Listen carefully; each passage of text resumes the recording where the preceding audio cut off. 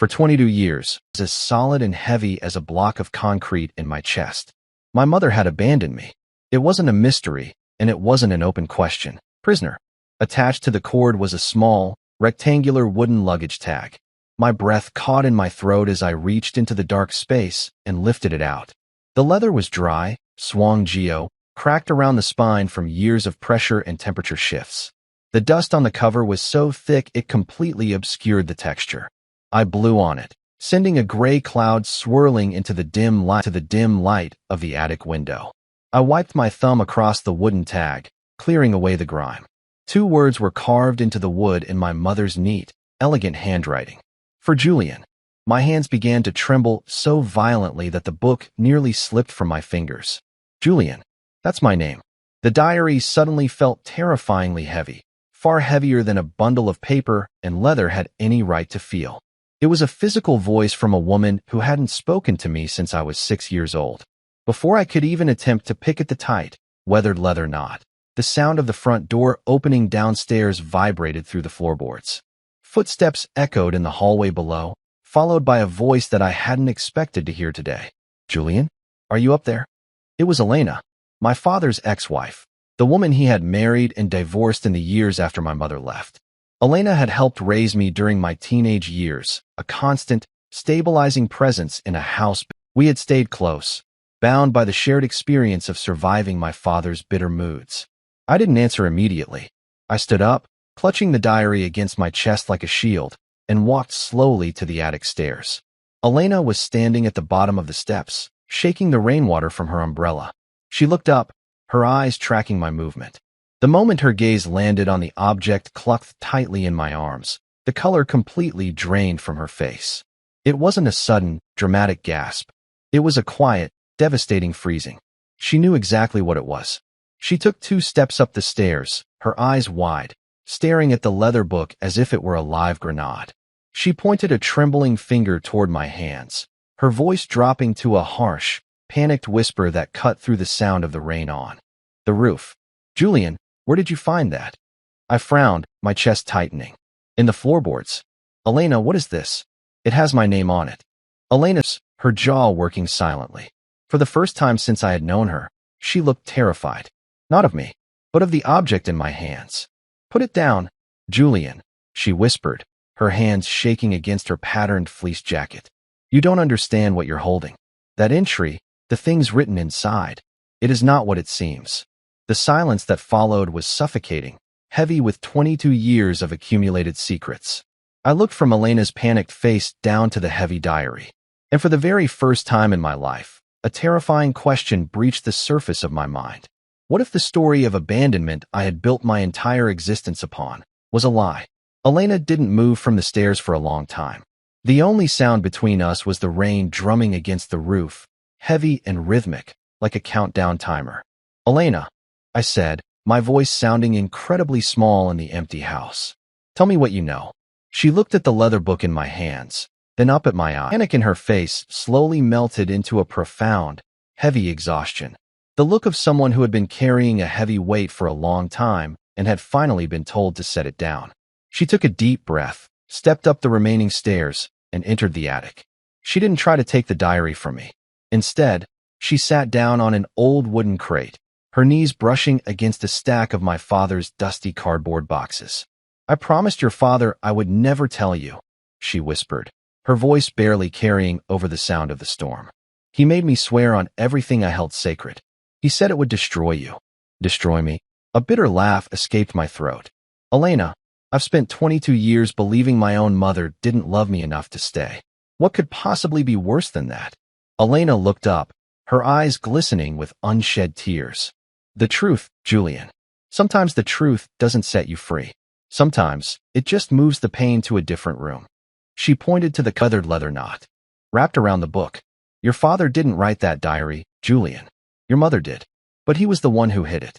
He hid it the night she left, and when I accidentally found it during our marriage, he threatened to divorce me and take everything if I ever showed it to you.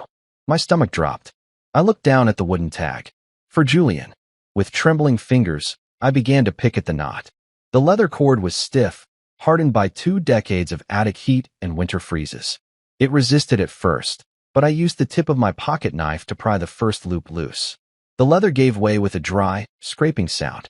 One by one, the coils unraveled, pooling onto the dusty floorboards like a shedding skin. I pulled the cord away. The book practically spilled open in my hands, the spine cracking softly. The pages were yellowed at the edges, thick and textured. The handwriting inside was undeniably my mother's. The same elegant, sweeping cursive I remembered from the cards that had arrived during my early childhood before the silence turned absolute. I flipped past the early pages, filled with mundane daily entries from before I was born, and stopped at a page dated August 14th, 1998. The year she walked out. The ink on this page was different. It wasn't neat. The letters were shaky, rushed, and in several places, the blue ink had smeared, leaving dark, blurred halos on the paper, as if water had dropped onto the page while it was being written. Tears. I forced myself to read the first line. Arthur told me today that if I take Julian, he will make sure neither of us survives the winter. He doesn't mean physically. He means legally, financially, socially. He has the lawyers, the money, and the power in this town. He told me he would rather see Julian in an orphanage than see him in my arms. My chest tightened so hard I forgot to breathe. Arthur. That was my father. The quiet, stern man who had raised me. The man I thought abandonment. I turned the page, my hands shaking so violently the paper rattled. I looked at Julian tonight while he was sleeping. He's only 6. He has his father's eyes, but my nose.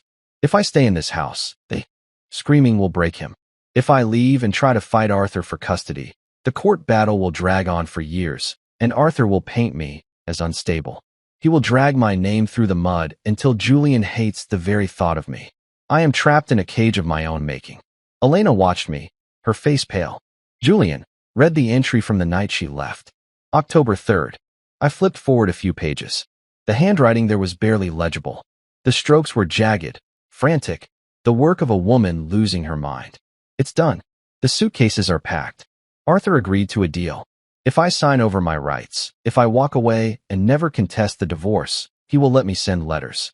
He promised he would give them to Julian when he's old enough to understand. He promised me I didn't want to leave. I am signing my own death warrant. But it's the only way to keep Julian safe from his father's wrath. I have to let him hate me for a little while, so he can have a peaceful childhood. God forgive me. I am leaving my heart in this house. I lowered the book.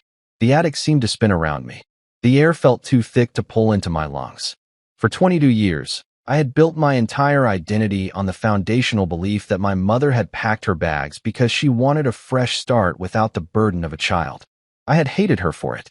I had justified my father's bitter moods because I thought he was the victim, the abandoned husband who stayed to pick up the pieces. But the diary was telling a completely different story. The letters, I whispered, looking up at Elena, my eyes wide with a sudden, horrifying realization. She wrote that he promised to give me the letters. Elena swallowed hard, nodding slowly. She sent them, Julian. For the first 5 years, they came every single month. My father didn't destroy them. He kept them as trophies. Where? I demanded, standing up so fast the wooden crates scraped loudly against the floor. Where are they, Elena? Elena stood up too, her eyes tracking a stack of green plastic storage bins in the far corner of the attic, hidden behind an old mattress. They're not just letters, Julian, she said softly, her voice cracking. There are photographs, medical files, things your father collected to build a case against her, just in case she ever changed her mind and tried to come back for you. The investigation had officially begun. The first layer of the lie had peeled away, revealing a dark corridor of family secrets I wasn't sure I was strong enough to walk down. But there was no turning back now. Elena's hand was cold when she pointed toward the corner of the attic. Behind a dust-caked mattress, tucked into the dark angle where the roof met the floor, sat a heavy, industrial green plastic bin, the other cardboard boxes. It had heavy black latches, snapped shut with a permanence that suggested whatever was inside was meant to outlive the house itself. He called it his insurance policy, Elena whispered, her voice dropping into a register that made the hair on my arms stand up. Whenever he felt the anger coming on, whenever he looked at you and saw her face, he would come up here. I used to hear the latches clicking in the middle of the night. I didn't snap the latches. I pried them up slowly, one by one.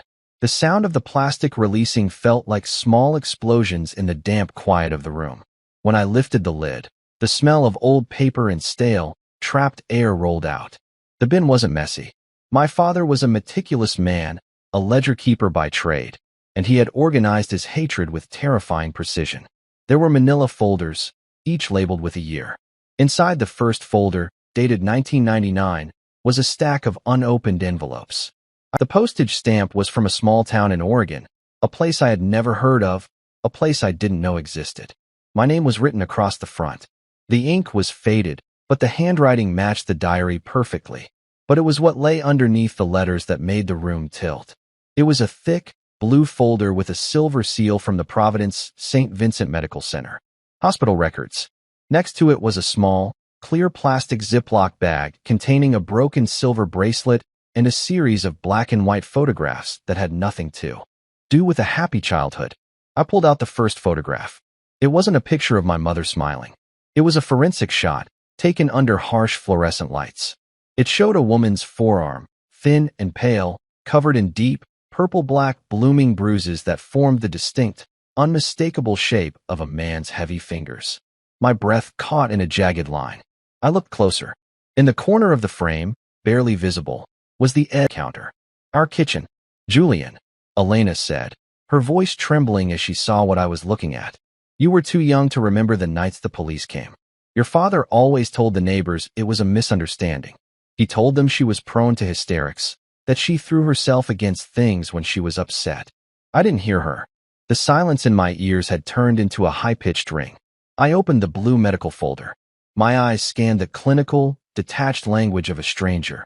Patient presents with fractured ulna, soft tissue trauma to the neck. Patient claims injury was due to a fall down the stairs. But attached to the back of the medical report was a typed letter from a law firm, signed by my father's attorney. Arthur, we have successfully acquired the original hospital intake notes. The physician's personal observations regarding the finger-shaped contusions have been omitted from the official court record. As long as she signs the non-disclosure agreement and waives her right to the boy, these files will.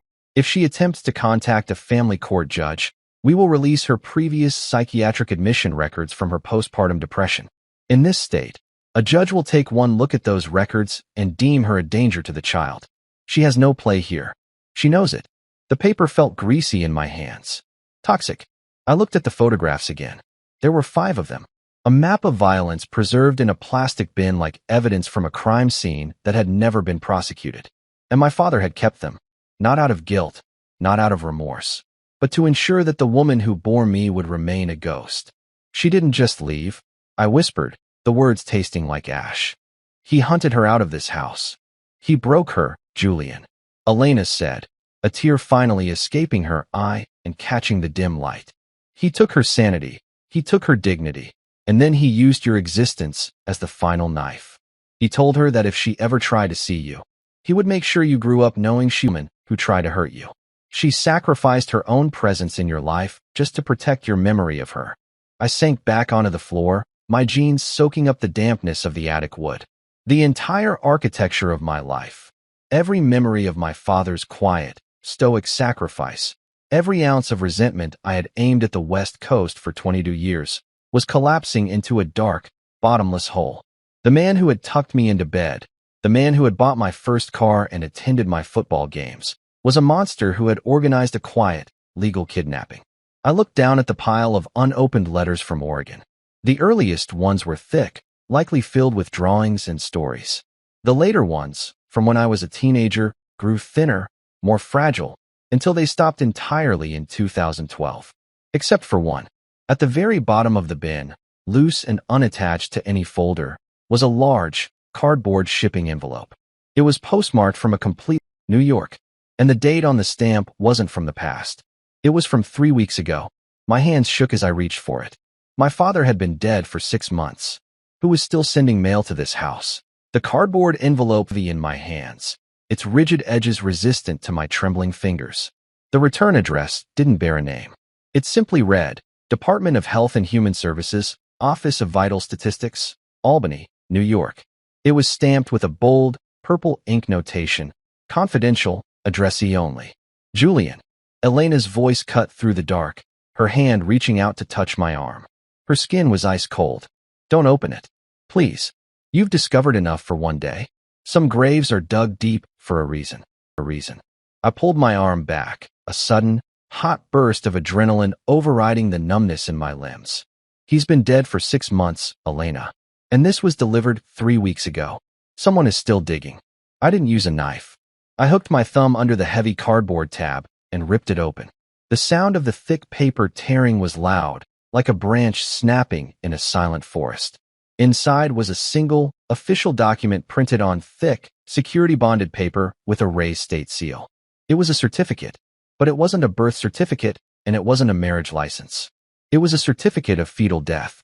My eyes raced across the clinical lines, skipping over the bureaucratic jargon until they landed on the names printed in the center of the page. Mother, Claire Hale. Father, Arthur Hale. Date of event, May 12, 1998. The room seemed to violently lose its oxygen. May 1998. That was exactly 3 months before it began. 3 months before my father threatened to destroy her. 3 months before she signed over her rights and disappeared into the night. But it was the line at the very bottom, under the section marked cause of death/contributing factors, that made my stomach turn completely over. Placental abruption due to severe maternal blunt force abdominal trauma. The paper crumpled slightly under the pressure of my thumb. Blunt force trauma. The photographs of the bruises in the bin downstairs suddenly connected to this piece of paper like interlocking pieces of a horrific puzzle. She wasn't just fragile, Elena. I whispered, the words choking in my throat as I looked up, the attic spinning around me. She didn't just have postpartum depression. She was pregnant. He caused this, didn't he? Elena covered her face with both hands, her shoulders shaking violently as a suppressed sob finally broke through her lips. She didn't look at me. She couldn't. Softly into her palms.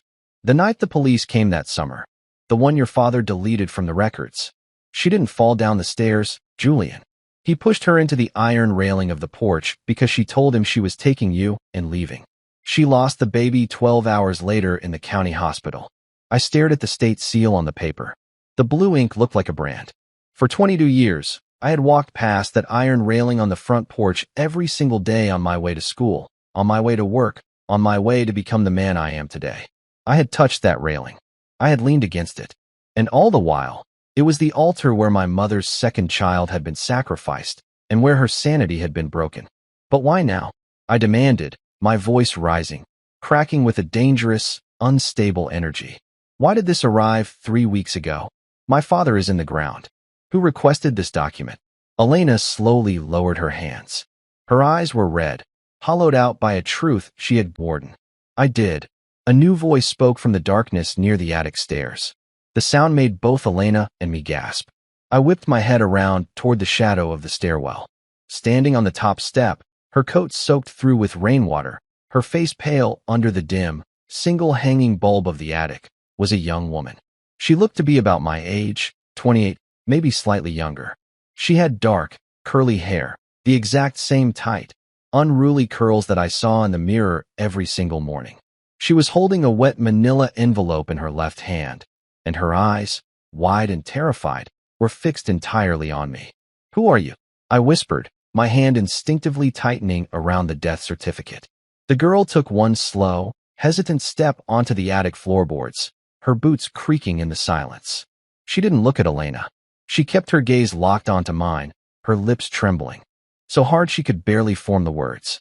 My name is Clara, her voice carrying an echo of a cadence I had only ever read in the diary pages. I was adopted in Oregon 21 years ago, and Julian, I think your mother is my mother too. The rain outside seemed to quiet down, transitioning into a low, steady hiss against the attic roof. Inside, the silence was so fragile that even the sound of Clara's wet boots shifting on the wood felt like a physical weight. 21 years. If she was 21, that meant she was born in 2005. 7 years after my mother had signed away her rights to me and vanished into the fog of the West Coast. Julian, Elena whispered, her hand moving to support herself against the green plastic bin. I didn't know. I swear to you, I only requested that death certificate because I wanted to find out if there was any legal record of what your father did before I decided to tell you the truth. I had no idea about her. Clara took another step into the dim light hanging bulb. Up close, the resemblance was no longer just a suspicion. It was a ghost standing in front of me. She had the same slight asymmetry in her jaw, the same deep-set, dark brown eyes that I had inherited from the woman I only knew through fading memories and a newly discovered diary. She named me Clara, the girl said, her voice dropping into a soft, hesitant rhythm, because it sounded like Claire. She told the adoption agency in Portland that it was the only thing she wanted to keep from her old life, a name that sounded like her own. I looked down at the certificate of fetal death in my right hand, and then at the leather diary in my left. My mind was spinning, trying to calculate the timeline of a woman's shattered life. She had another child? I murmured, more to myself than to them. After everything he did to her, she started over. She didn't start over, Julian, Clara said. She reached into her wet coat pocket and pulled out a small object wrapped in a faded piece of blue velvet cloth. She didn't start over because she never recovered. I brought this because she told me. If I ever found you, I should show you the match. She walked over to the wooden crate where Elena was sitting and gently placed the velvet bundle on the dusty surface. With slow, reverent movements, she unwrapped the cloth. Resting inside was a broken silver chain bracelet, its links dull from age, inset with 3 small, uncut emerald stones. My heart did a strange, violent flutter against my ribs. I didn't need to look into the green plastic bin to know what was inside that clear Ziploc bag my father had kept. I knew it by heart because I had seen it in an old Polaroid photo from my infancy. My mother holding me in the hospital bed, her wrist adorned with a pair of twin silver bracelets. One had been torn during the struggle on the front porch the night she lost the baby. My father had kept it as a trophy of his victory. And here was the second one. She wore it every single day, Clara said, her eyes fixed on the dull silver. Even in the hospital at the end, she would turn those 3 green stones with her thumb whenever she fell into those long silences. The nurses thought it was just a nervous habit of an ailing woman. But she told me, right before the cancer took her throat, that those 3 stones represented the 3 things she had lost in New York. 3 things? I asked, my voice cracking. You, Clara said, looking directly into my eyes. The baby she buried in Albany, and the woman she used to be before she met Arthur Hale. The room seemed to shrink. The air became thick with the scent of old paper, damp wool, and the heavy, metallic tang of a truth that had arrived far too late to save anyone. I walked over to the bin, my movements mechanical, numb. I reached past the folders of unopened letters, past the forensic photographs of the bruises, and pulled out the clear Ziploc bag over to the crate and dropped the broken, tarnished silver chain right next to Clara's velvet bundle. The 2 pieces didn't fit together perfectly. The break was jagged, torn by violence 22 years ago. Chuang and hung when placed side by side. The silver matched. The cut of the emeralds was identical. They were 2 halves of a single piece of jewelry, separated by 3,000 miles and a lie that had outlived its creators. She died 3 months ago, Julian, Clara said softly, a single tear escaping her eye and tracking through the damp dust on her cheek. That's why I'm here. She left me a small box of things. No money, no property, just an old address in New York, a box of letters she was never allowed to mail, and a copy of a custody agreement signed in 1998. She looked at Elena, then back at me. She spent 22 years believing you hated her. She thought Arthur had shown you the court documents. She thought you knew about the citations and decided you were better off without a mother who couldn't protect her own children. I closed my eyes, and for the first time in 22 years, the anger I had carried toward the woman who had abandoned me evaporated, leaving behind a cold, hollow expanse of pure, unadulterated grief. I had spent my entire adult life building a wall against a phantom. And on the other side of that wall, a woman had been bleeding out in silence, believing her own son had chosen the monster over her. The letters, I whispered, opening my eyes and looking at the green bin. Clara, you said she left you a box of letters she was never allowed to mail? Clara nodded, her hand moving to touch the silver bracelet on the table. The agreement said she could only send 1 letter a month through your father's attorney. But she wrote to you every single week, Julian. Hundreds of them. Diaries of a mother who was forced to watch her son grow up through photographs she had to hire private investigators to take to her manila envelope and pulled out a stack of paper bound by a simple rubber band. These are the ones from the last year of her life, when she knew the treatments weren't working, when she knew she was running out of time. The investigation was no longer about my father's crimes. It was about reconstructing the voice of a woman who had been systematically erased from existence. And as I reached out to take the stack from Clara's hand, I realized that the hardest part of this journey wasn't discovering how the lie was made. It was discovering what that lie had cost us. Video 19. The 22-Year Lies Chapter 6. The privacy of the dead. I held the stack of papers Clara had handed me. They weren't in envelopes. They were loose-leaf pages, some torn from legal pads, others typed on a cheap, old word processor. The texture of the paper varied, but the burden carried by each word was heavy, uniform, and devastating. "We shouldn't be reading these here," Elena said softly. She stood up, her patterned fleece jacket rustling in the small space. "The attic, it feels like he's still watching. Like he's waiting for us to find the last piece so he can slam the door shut." I looked around the dark angles of the roof. She was right. The air up here felt thick, stagnant with old malice. "Let's go downstairs," I murmured.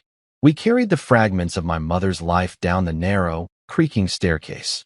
The leather diary, the forensic photographs, the certificate of fetal death, and the twin silver bracelets that had been separated by blood and distance.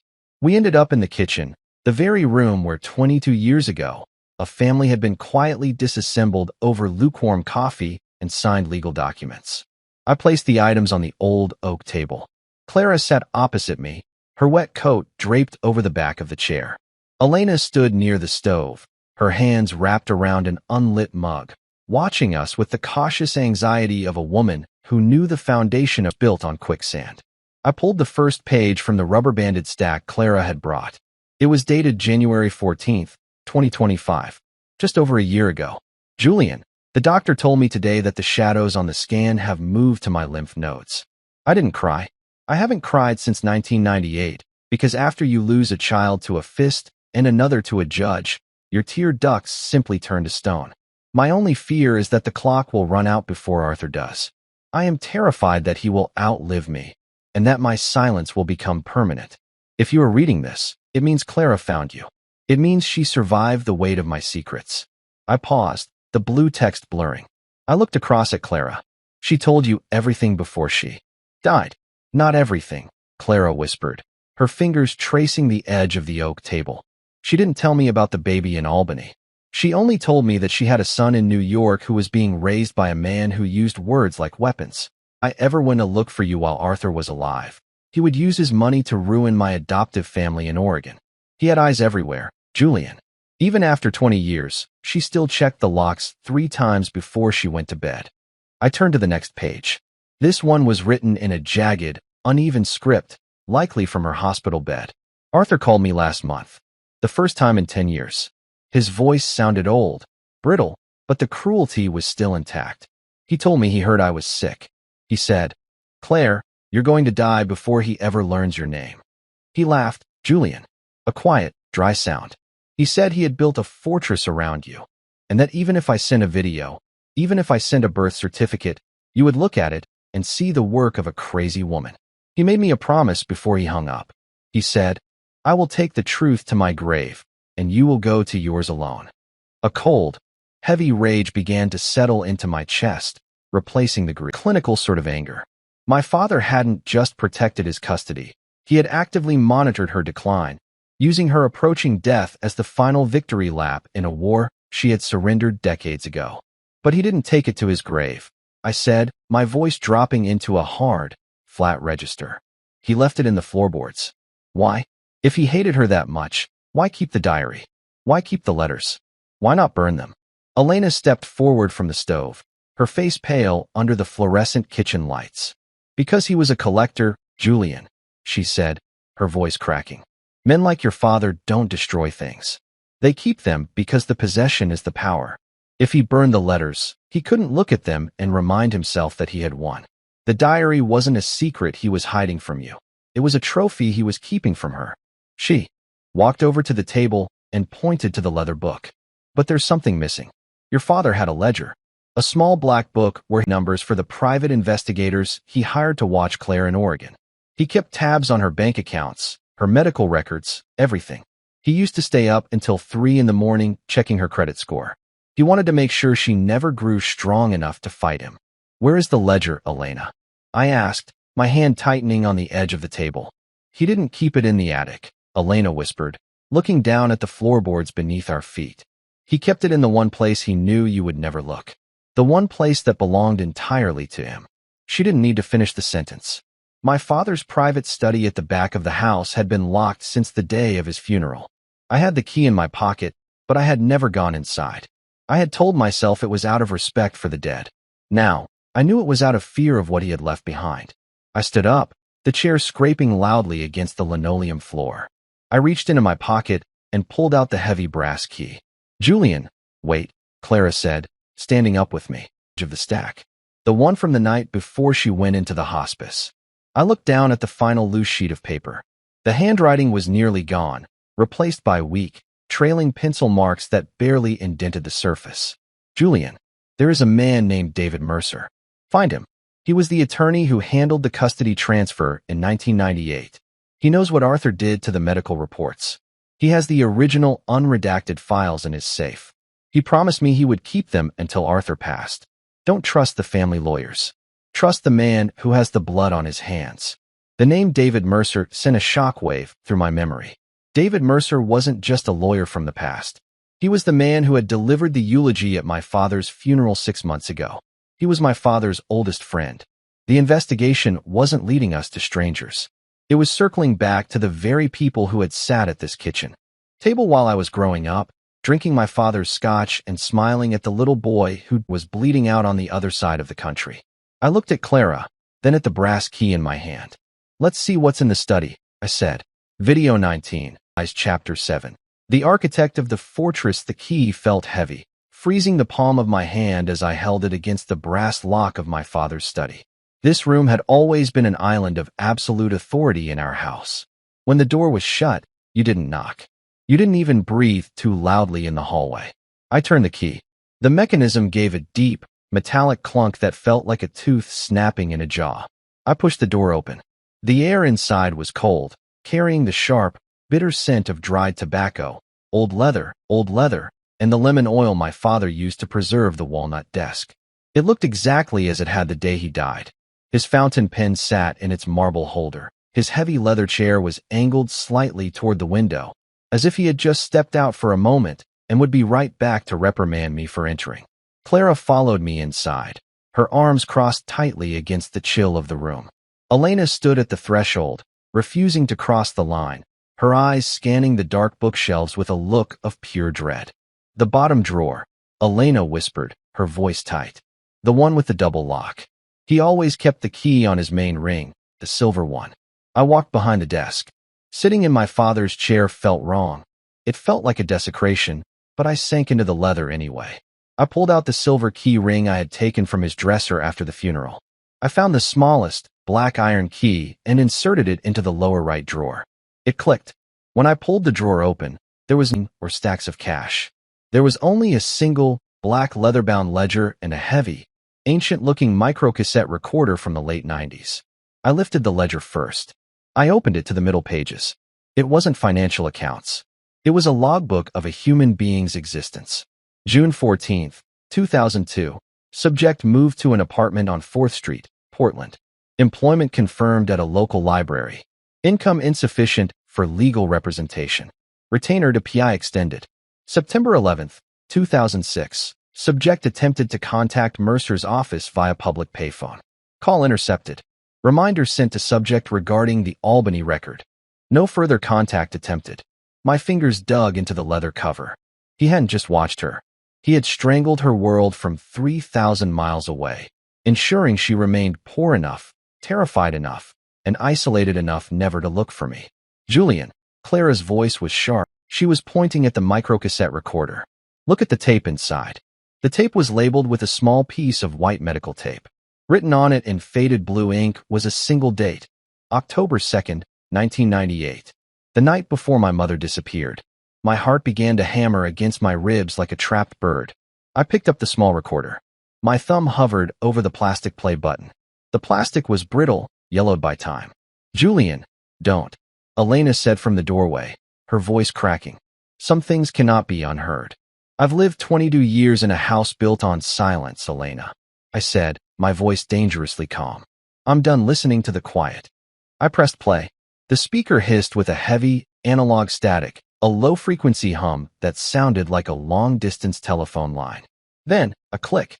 And then, a voice. It was my father's voice, but it wasn't the old, frail tone I remembered from his final days. It was younger, vibrating force that chilled the blood in my veins. "You're missing the point, Claire," my father's voice said through the static. "The judge doesn't care about the truth. The judge cares about documentation. And David has the documentation. You have a history of depression. You have a stay in a private clinic. By the time we're done in that courtroom, the state of New York will declare you an unfit mother, and I will have total custody. You'll be lucky if they let you see him through a glass partition once a year." Then a long pause. The sound of someone breathing heavily, a ragged, wet sound. And then my mother's voice. Hearing it through the speaker after 22 years felt like a physical blow to my chest. It was thin, broken, but filled with a fierce, desperate protectiveness. "He's 6, Arthur. He needs his mother.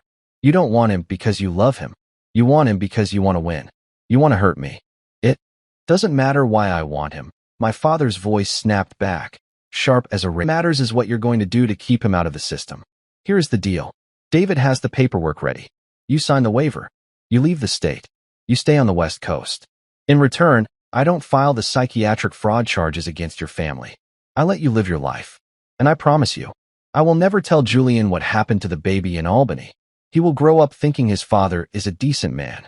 He will have a stable house. But if you fight me, Claire, I will destroy your name so thoroughly that when the boy is old enough to speak, his first word will be to curse you." The tape ended with a sharp, mechanical click as the machine ran out of ribbon. The silence that returned to the study was heavy, suffocating, and absolute. I sat there, staring at the small plastic recorder on the desk. The puzzle was complete. This was the moment of the sacrifice. My mother hadn't signed that paper out of weakness. She hadn't left because she was broken. She had traded her own presence, her own reputation, and her own motherhood till childhood. She had let herself become the villain in my story so that I wouldn't have to grow up knowing my father was a criminal who had caused the death of her second child. She had protected my childhood by destroying her own life.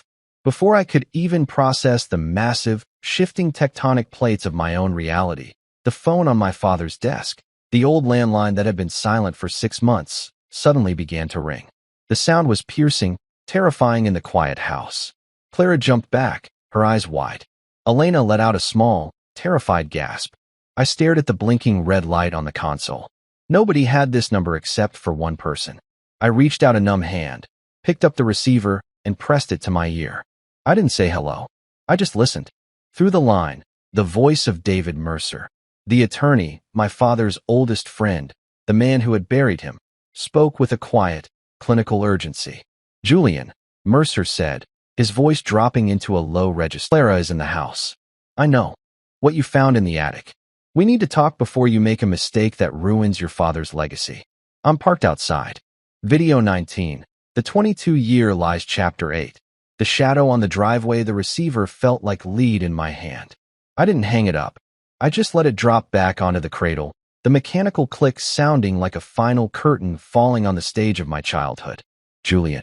Clara's voice was a tight, frightened whisper. She had pulled her damp coat closer around her shoulders, her eyes darting from the silent telephone to the dark window behind my father's desk. "Who was that?" "David Mercer," I said. My voice didn't sound like my own. It was flat, drained of all warmth, echoing the cold atmosphere of the study. "He's outside. He's been watching the house." Elena let out a sharp, ragged breath, her back hitting the doorframe. "I told you, Julian. The fortress didn't disappear when Arthur died. Mercer was he built the walls that kept your mother away. He has too much to lose if the truth leaves this property." I walked over to the window and parted the heavy velvet curtains. Outside, the November rain was still coming down, turning the asphalt of our long, winding driveway into a black, reflective mirror. Parked right at the edge of the property line, beneath the skeletal branches of an old oak tree, was a heavy, dark sedan. Its headlights were turned off, but the amber running lights gleamed through the downpour like the eyes of a predator waiting in the brush. The man who had stood at my father's funeral 6 months ago, preaching about honor, integrity, and the lifelong dedication of Arthur Hale, was sitting in the dark, waiting to protect a legacy built on a graveyard of secrets. "What are we going to do?" Clara asked, stepping up beside me, her small hand reaching out to touch the glass. "If he has the original unredacted files, the ones our mother wrote about, we can't prove what happened to the baby in Albany without them. We can't clear her name. He's not here to give us files, Clara," I said, turning back to the desk. I picked up the small microcassette recorder and slipped it into my jacket pocket, next to my mother's leather diary. "He's here to see how much we know. He's here to bargain, or to threaten." I looked down at the black ledger, the cold record of my mother's monitored suffering. I picked that up too. Every piece of evidence we had gathered over the last 4 hours was now on my person. We were no longer just investigating a family mystery. We were holding the state's evidence against a powerful man's entire career. "Elena," I said, looking at my father's ex-wife, "stay here with Clara. Keep the door locked from the inside. If I'm not back in 10 minutes, call the county sheriff." "Julian, no." Clara stepped in front of me, her dark, unruly curls damp against her forehead. "You don't know what he's capable of. He spent 22-year documents and silencing hospital staff for your father. He's not going to just let you walk away with that diary. He thinks he's dealing with Arthur's son," I said, looking her directly in the eyes she had shared with our mother. "He thinks I want to protect the family name. He doesn't know that the family name died the moment I opened that floorboard." I didn't wait for her to answer. I walked past Elena, down the dark hallway, and opened the heavy oak front door. The cold, wet air hit my face like a slap, instantly soaking through my shirt as I stepped onto the porch. I walked down the steps, past the iron railing, the very spot where 22 years ago, a pregnant woman had been broken, and marched down the gravel driveway toward the idling sedan. As I approached, the driver's side window rolled down with a smooth, electric hiss. David Mercer sat in the leather interior, the green glow of the dashboard illuminating his sharp, aristocratic face. He was 70 now, perfectly groomed despite the storm, his tailored overcoat immaculate. He looked like a man who spent his life in oak-lined courtrooms, deciding the fates of lesser people with the stroke of a pen. He looked at me, his expression a mix of professional pity and calculated coldness. "You should get inside out of the rain, Julian," Mercer said, his voice smooth, completely devoid of the panic he had shown on the phone. "You'll catch your death." "The death certificate arrived 3 weeks ago, David," I said, leaning against the damp metal of his car door, looking down at him. "The one with the raised state seal from Albany.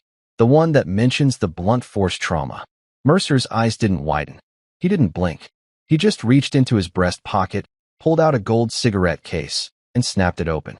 "Your father was a complicated man, Julian. He had an unstable wife who suffered from severe delusions. What happened in 1998 was a domestic tragedy, yes. Your mother signed the documents willingly. She signed them under duress because you threatened to put her in an asylum and take her son away forever." I spat, the rain dripping from my hair onto my face. "You falsified the hospital intake notes. You hid a felony, David. That's not illegal handling. That's a conspiracy." Mercer lit his cigarette, the orange flare illuminating the deep, cold lines around his mouth. He blew a long plume of smoke out into the rain. "And who is going to prove that, Julian?" he asked softly, turning his head to look at me. "Your father is dead. Your mother is dead. The hospital records from 1998 have been digitized and archived under a sealed court order that only a federal judge can open. The girl inside, Clara, is an adopted citizen of Oregon. She has no legal standing in the state of New York." He leaned closer to the window, his voice dropping into that familiar, patriarchal tone he had used at the funeral. "You have the house. You have your father's investments.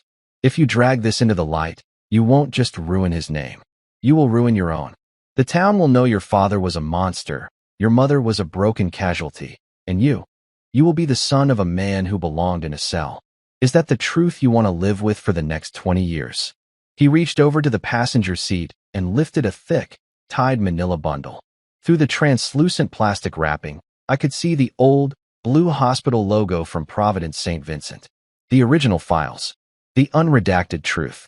I have the originals right here, Mercer whispered, tapping the bundle. I kept them to protect Arthur. Now I'm offering them to you. We put them in the furnace inside. We go back to the way things were. You keep your inheritance. Clara goes back to Oregon. And we let the dead stay buried. He held the bundle out through the window. The paper was right there, inches from my hands. The final piece of the fortress. All I had to do was take side and let the fire consume the evidence of my mother's sacrifice. The silence between us was deafening, broken only by the steady, heavy heartbeat of the windshield wipers. I looked at the bundle, then back at the man who had spent 22 years helping my father maintain a lie. And in that moment, as the rain soaked through to my bones, I knew exactly what my mother would have done. I reached out my hand toward the files. My hand hovered over the thick manila bundle for 3 seconds. 3 seconds where the ghost of Arthur Hale's legacy screamed in my ear to take the deal, to pull the wool back over my eyes, and to live in the quiet, wealthy comfort of a protected lie. Then, I closed my fingers. Not around the files, but around David Mercer's wrist. My grip was tight, hard enough to press his expensive gold watch into his flesh. Mercer's aristocratic composure fractured for a fraction of a second, his eyes flashing with a sudden, sharp alarm. "Julian," he hissed, trying to pull his arm back. "You're right, David," I said, leaning closer into the rain, my voice a dark, steady rumble. "I am my father's son, which means I know exactly how he operated. He never trusted anyone, not even his oldest friend." I reached into my jacket pocket with my free hand and pulled out the small black ledger I had taken from the double-locked drawer in the study. I held it up against his window, the rain smudging the leather cover. "He didn't just log my mother's life in here, David," I said. "He logged yours. He kept every invoice from your law firm, every wire transfer he sent to your offshore account to pay off the medical examiner in Albany. He kept receipts for 22 years because he knew that if you ever turned on him, this book would put you in a federal penitentiary for extortion and tampering with official records." Mercer went completely still. The cigarette smoke curled out of his mouth, flattening against the damp air. This didn't just fade, it curdled. "That ledger doesn't leave this property," Mercer whispered, his voice losing its smooth courtroom cadence, turning ragged. "It already left," I replied. I looked back toward the house. On the porch, under the dim light, Clara was standing. She wasn't holding an umbrella. She was holding her phone up, the screen glowing brightly in the dark. "The microcassette tape from the study? The one where you and my father negotiated the custody deal over a dead baby?" Clara's been streaming the audio directly to a cloud server based in Oregon for the last 5 minutes, I said, releasing his wrist with a shove. "Every file, every photo from that green bin has already been scanned. If you so much as put this car in reverse without leaving those unredacted files on the seat, the entire digital drive goes straight to the New York State Bar Association and the State Attorney General." Mercer stared at me through the rain-streaked window. For 22 years, he had a fortress out of paper, silence, and fear. But they had forgotten one thing. Fortresses are built to keep people out, but they also trap the people inside. Slowly, his hand trembling with an old man's sudden frailty, Mercer let go of the manila bundle. It dropped heavily onto the passenger seat. He didn't say another word. He rolled the window up, jammed the gear shift into reverse, and the heavy sedan slammed backward down the gravel driveway, its tires spinning in the mud before roaring away into the dark November night. I picked up the bundle from the seat through the open window before he pulled away, clutching the cold, unredacted truth against my chest. When I walked back into the kitchen, the air felt different. The suffocating weight that had filled this house since my infancy, the unseen carbon monoxide of my father's resentment, was gone. The silence was no longer an armor. It was just an empty room. Clara was sitting at the table, her face eyes clear. Elena stood behind her, her hand resting gently on my sister's shoulder. I walked over and placed the final blue folder on the table. We didn't burn it. We opened it. Together, we looked at the unredacted medical charts, the real signatures, the true history of Claire Hale. This is the part of the story where most people expect a trial, a public shaming, or a grand act of vengeance against a dead man's memory. But as the clock on the kitchen wall ticked past midnight, looking at my sister's face, I realized that the real truth of our family wasn't the violence or the litigation. The real truth was that our mother had loved us with a ferocity that defied 22 years of erasure. She had survived a monster, she had protected her living child, and she had passed her resilience down to a daughter who had traveled 3,000 miles just to deliver her voice. "What do we do now?" Clara asked softly, looking at the pile of letters, the twin emerald bracelets knighted in the center of the table. I reached out and took her hand. It was warm. "We pack," I said. "We sell this house, every brick of it, and then we go west." The next morning, the rain finally stopped. The sun came up over the suburban New York trees, pale and sharp, catching the wet surface of the iron railing on the front porch. For the first time in 22 years, I didn't feel the weight of abandonment when I looked at it. I felt the beginning of emotional healing. My mother hadn't left me. She had saved me. And as Clara and I loaded the green bin, now emptied of its malice and filled only with her memories, into the back of my car, I knew we weren't running away. We were just finally going